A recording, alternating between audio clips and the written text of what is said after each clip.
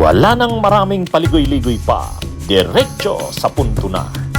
Maiksi lang ang komentaryo, pero diretso sa punto. Maraming kuro-kuro, may tiwali, may totoo. Dito, sa puntong diretso tayo. Punto, diretso. Handa na para sa pre-trial ni Duterte sa February 23. O, yan ha. Wala na. Nagmamaniobra pa sana si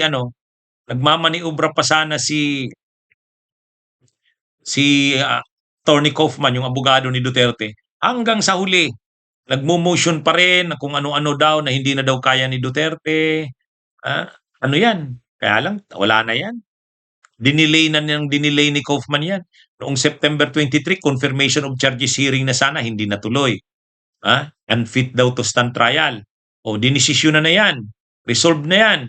Ngayon, mayroon na namang appeal. Pero hindi, tuloy na yan sa February 23. Sabi ni dating Senador Sonny Trillanes, ito na. Ano na yan? Tuloy na yan. Wala nang magagawa dyan sila. Talagang si Trillanes, sinabi niya na na malaking tagumpay na ito sa mga biktima. Yung matuloy na ang confirmation of charges hearing, malaking tagumpay yan sa mga biktima ayon kay dating Senador Sonny Trillanes. Bakit napaka-significant ng confirmation of charges hearing na yan? Bahagi pa yan ng pre-trial.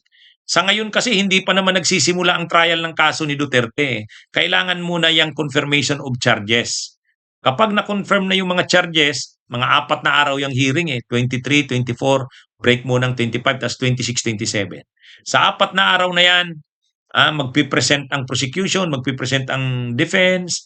4 na araw, tuloy-tuloy. Kaya imumonitor din natin yan. Panuorin nyo sa aking mga Facebook pages at saka YouTube channels ang live streaming niya. Ila-live stream natin yan para mapanood ninyo. Yan mga kabunyog, saka magbibigay ako ng analysis bawat nangyayari. Pero yun na, tuloy na. Kaya sabi ni dating Senador Sonny Trillanes, wala nang makakapigil niyan. Kahit anong gawin ni Attorney Kaufman, wala na yan. Kahit anong drama ni Digong, hindi na yan. Kaya nakatawa na si Trillanes kung ano-ano nang ginawa ni Kaufman ng mga pang-delay, palusot, sa bandang huli, tuloy na.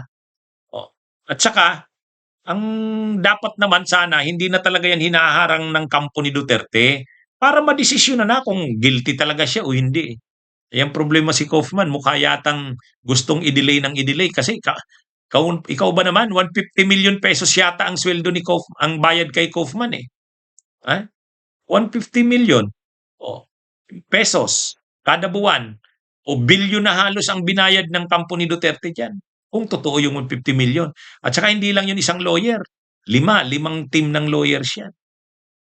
At hindi lang yan yung gastos ng Duterte. Yung pagbisita nila doon, kada linggo nandun sila. Nagpapalit-palitan si Kitty Duterte, si Pulong, si Basti, si Sara, kasama yung mga anak, mga apo.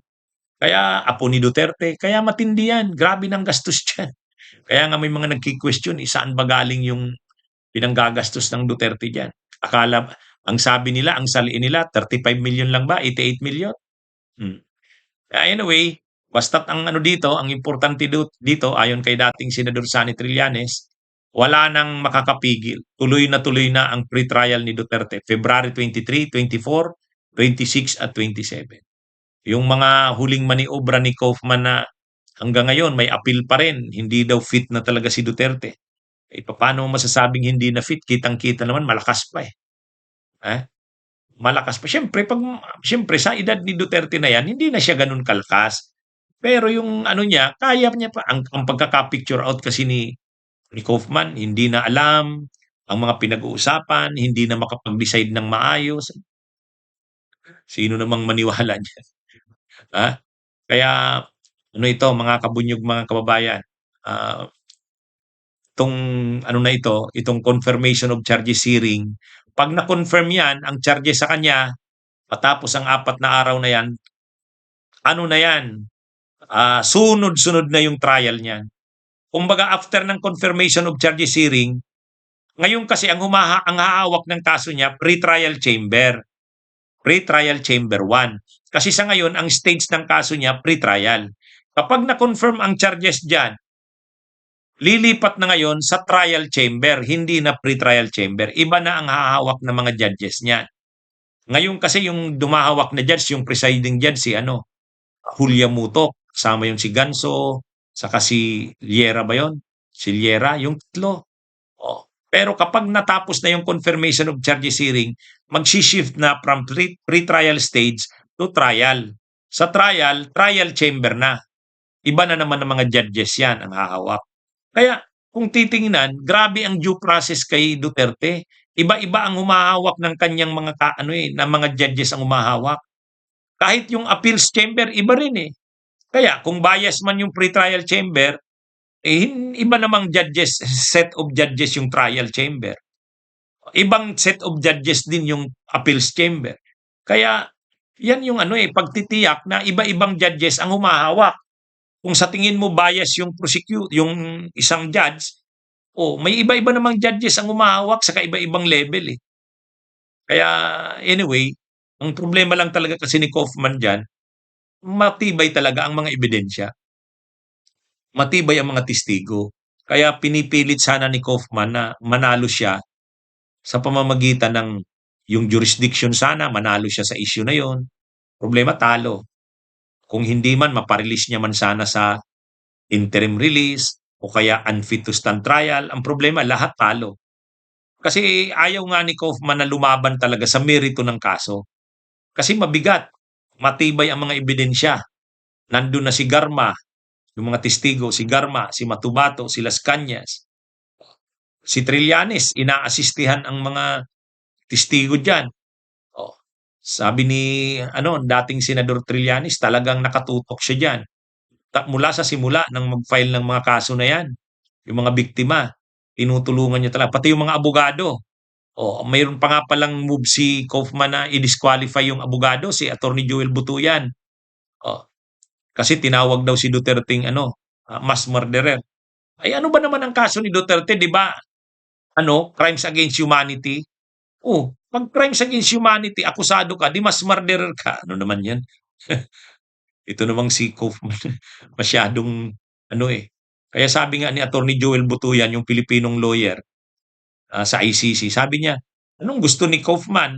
Ang mga lingwahe ko at saka mga sabihin ko, parang ako na yung abogado ng akusado. Hindi. Abogado ako ng mga biktima. O di syempre kung anong nararamdaman ng biktima, yun ang yun ang sasabihin ko. Kaya barado na naman si Kaufman eh. Anyway, yan. Basta, tuloy-tuloy na. February 23, 24, 26, 27. Confirmation of charges hearing ni Duterte. Ayan. Mabibigyan na ng hustisya ang mga naging biktima sa war on drugs ni Duterte. Bunyog, bunyog, halikan na kasama ka. Bunyog, kapag buklod ay may pag-asa. Luzon, Visayas, Mindanao, isa ang pananaw. Sa bagong Pilipinas ang bunyog isisigaw.